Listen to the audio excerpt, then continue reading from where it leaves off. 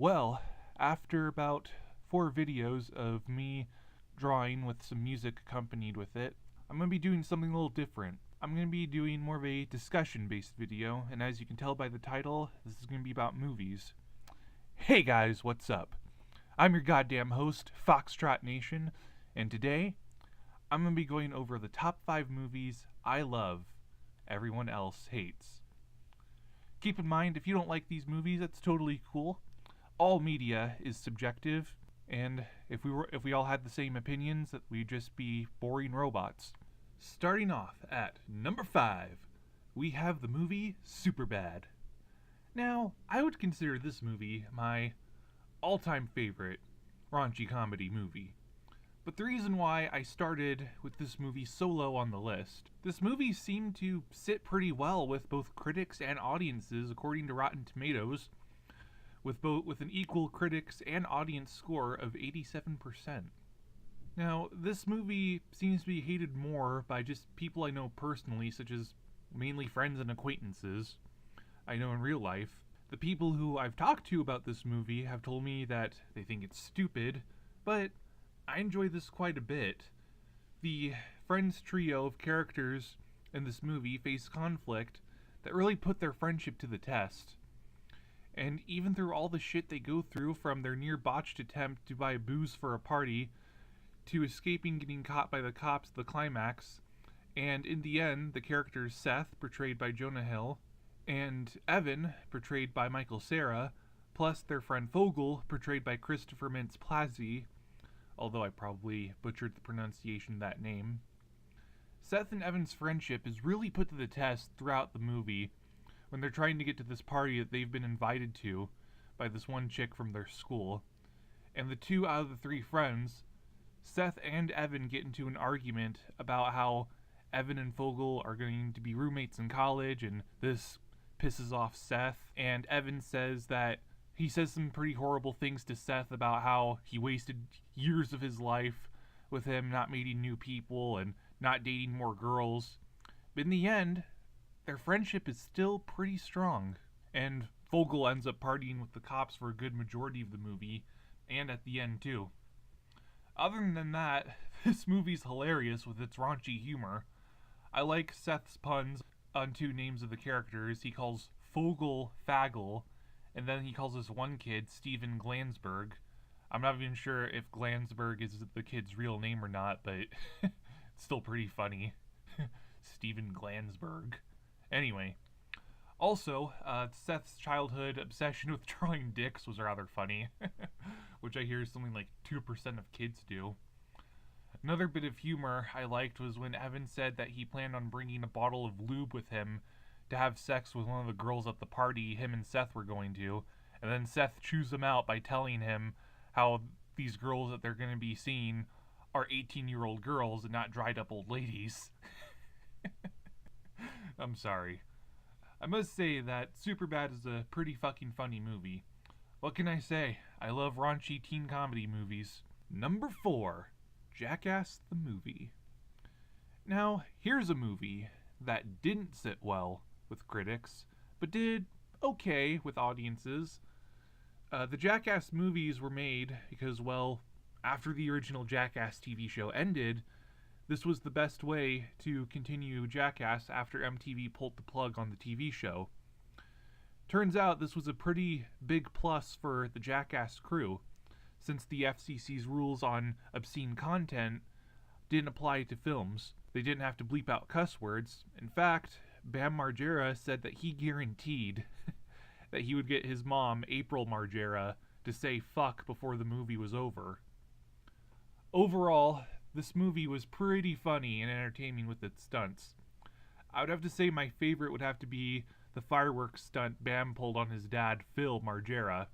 Judging by the critics' reception on Rotten Tomatoes, it seems that critics seem to take this movie a slight bit too seriously. You really don't watch Jackass for any artistic value or sophistication, according to one of the reviews I saw, saying how it was unsophisticated. You watch it because it's fun to see stuff like Bam messing with his parents and Steve-O snorting wasabi like cocaine. I actually got into Jackass because of a friend of mine in real life who I went to high school with.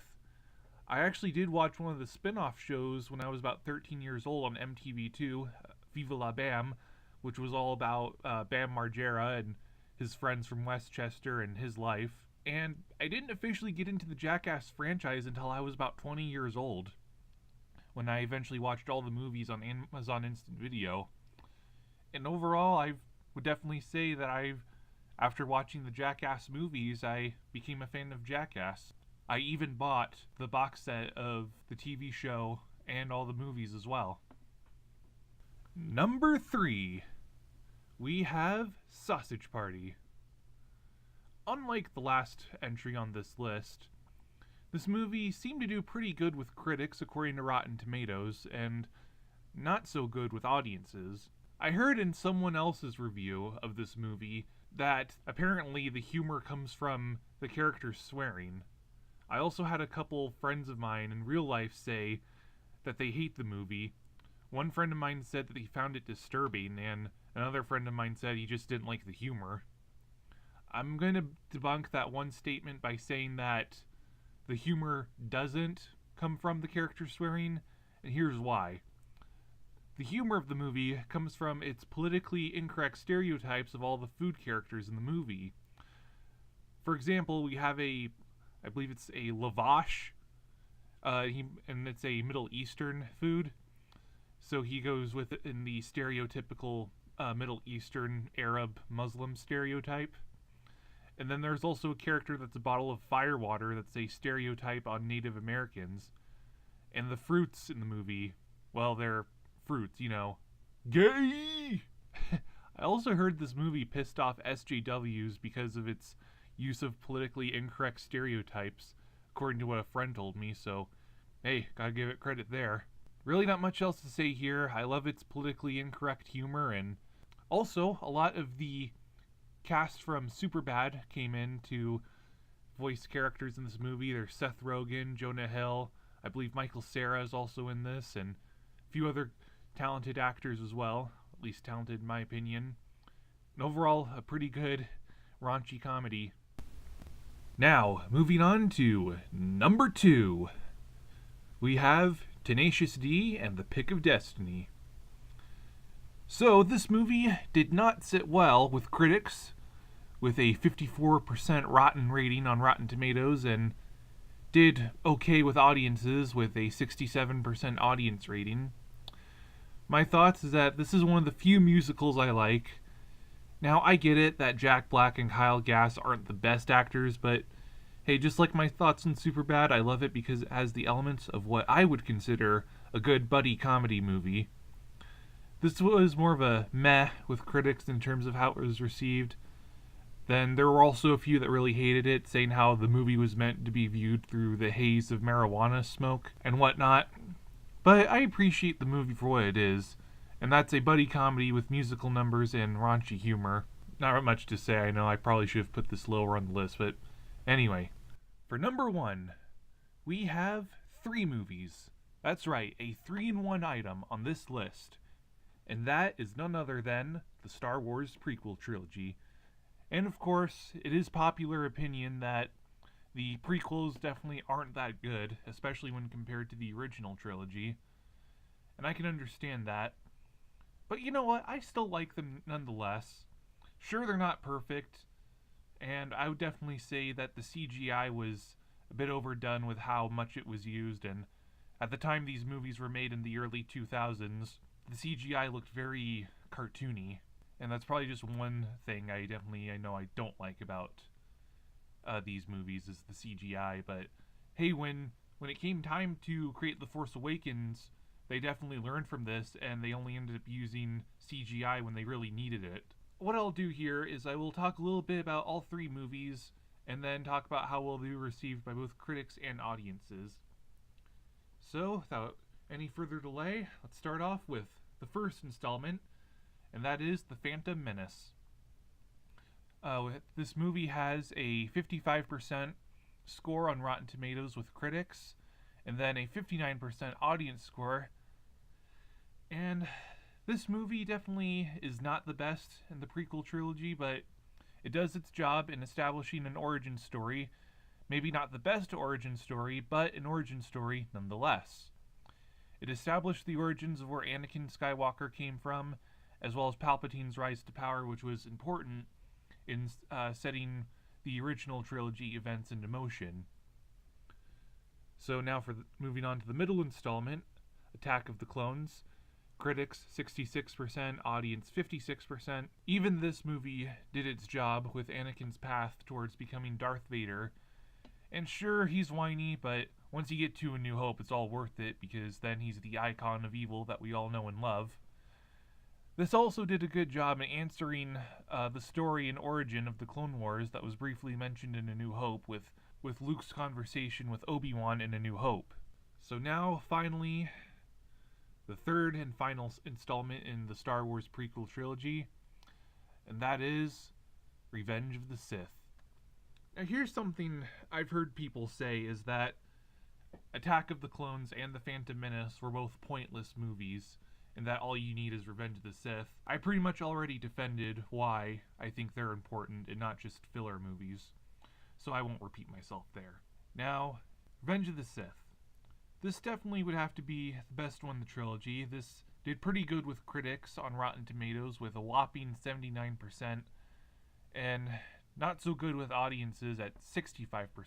Yeah, Revenge of the Sith. If I had a gun in my head and I had to choose my favorite Star Wars prequel, it would be this one. This movie did its job in highlighting the end of the Clone Wars, Order 66, which is where the Jedi were all massacred, and then lastly, the transformation of Anakin into Darth Vader, and of course the birth of the Skywalker twins and the events leading to A New Hope. I know that a lot of people hated it when Darth Vader yelled, "No!" at the end of the film, but come on, man. The guy lost his wife. Haven't you ever experienced loss before?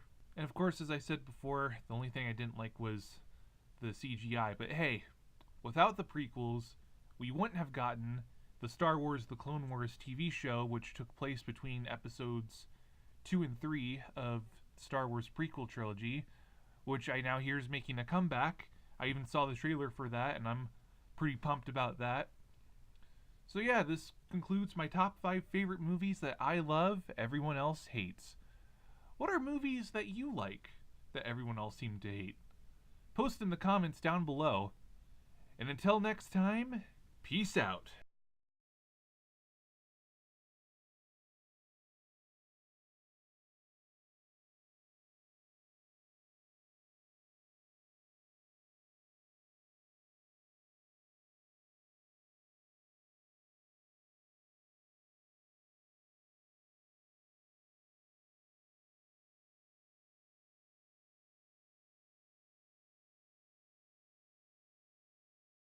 Hey guys, if you liked today's video, be sure to hit that like button and subscribe for more. Turn on the bell notifications so that you will be notified every time I upload. Be sure to check out all of my art accounts in the description below. And until next time, I'm out of here, bitches.